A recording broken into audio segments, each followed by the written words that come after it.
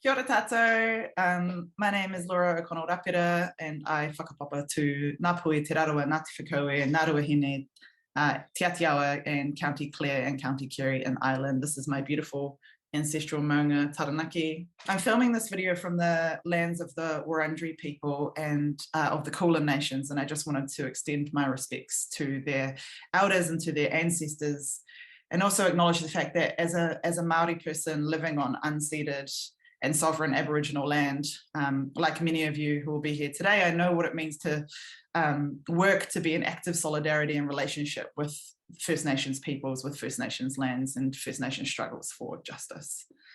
Tauiwi Tautoko was started by a bunch of dreamers in 2018 or 2018.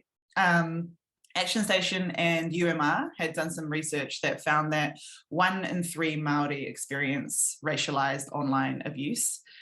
And, you know, we, as a digital campaigning organization that had really experienced the benefits of online technology, we were well aware of the downsides as well. While online tools have made it easy and possible to connect with friends and whānau around the world to raise, you know, lots of money for really good causes, to sell and purchase goods, to start businesses, to, you know, hail a meal or a ride to your front door. The flip side of that is that it's also enabled, you know, individuals and groups to spread fear, abuse, misinformation, hate pretty quickly and pretty powerfully.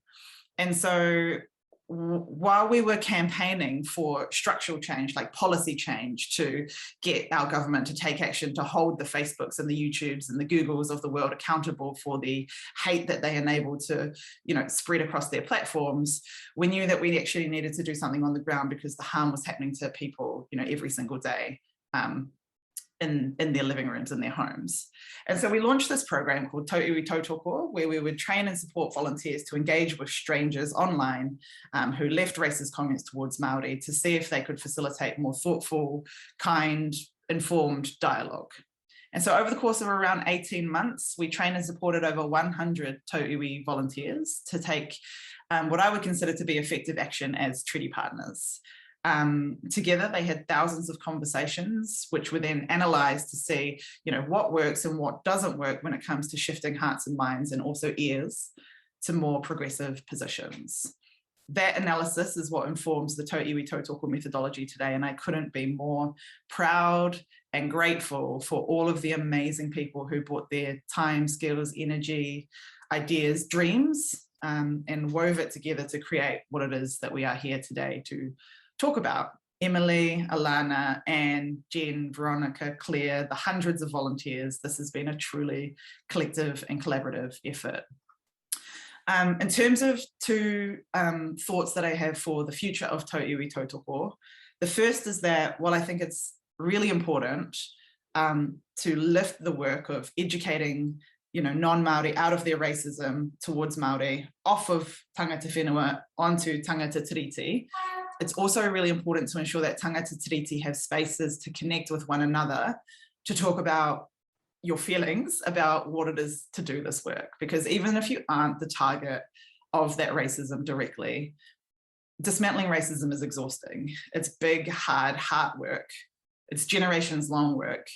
And it's really important that we make sure we make the time to take care of ourselves and take care of each other whilst doing that work. It can't be all like, you know, hard. You have to find the opportunities for like joy where you can within it.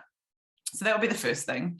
The second thing is that I think this work is done best when it's done collectively. I think it's really wonderful to open source this methodology so that anyone anywhere can learn about it and, you know, take action from their living rooms or from their homes or from their schools or wherever they might be.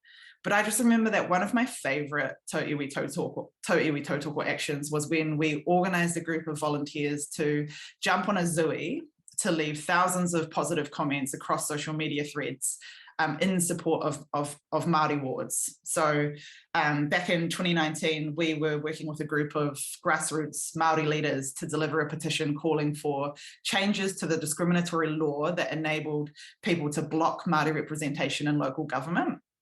And having been involved in hundreds of petition deliveries in my life, I know that petitions that are about Māori, and particularly about Māori land rights or sovereignty, tend to attract really hurtful and harmful comments in the threads on the news articles about it. And so partly I just wanted to like protect my friends who were delivering that petition and protect my own heart. And so we organized for a group of volunteers to jump on a Zoom call the evening of the petition delivery. And we had all of the news articles ready to go. And then we just asked people to jump onto those news threads and leave comments that told us, that told people why they support Māori wards and why they think it's really important to have Māori representation in local government and what they think that that will do for Aotearoa.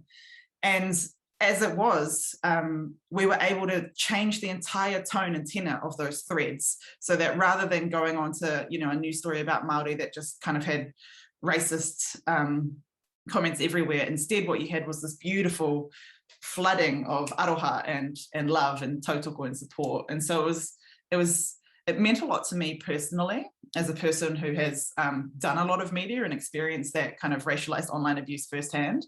But it also, I think, meant a lot to the campaign, which ultimately succeeded, because as Adrienne Marie Brown says, small is good, small is all, and the large is a reflection of the small. And Tauiwi Tautoko to me is about lots of people taking small actions to intervene in racialized harm where they see it in order to plant the seeds of a more just, more beautiful, more inclusive future. And I just think if we can work out ways to, you know, do this work collectively, grounded in Māori values, particularly the value of rongo, peace, or the spirit of rongo, the God of rongo, I think then we can birth that new reality, that new future. I look forward to connecting with this kaupapa in the future and all of you. Ngā mihi ki a koutou, katoa, kia kaha, aroha nui, ngā mihi.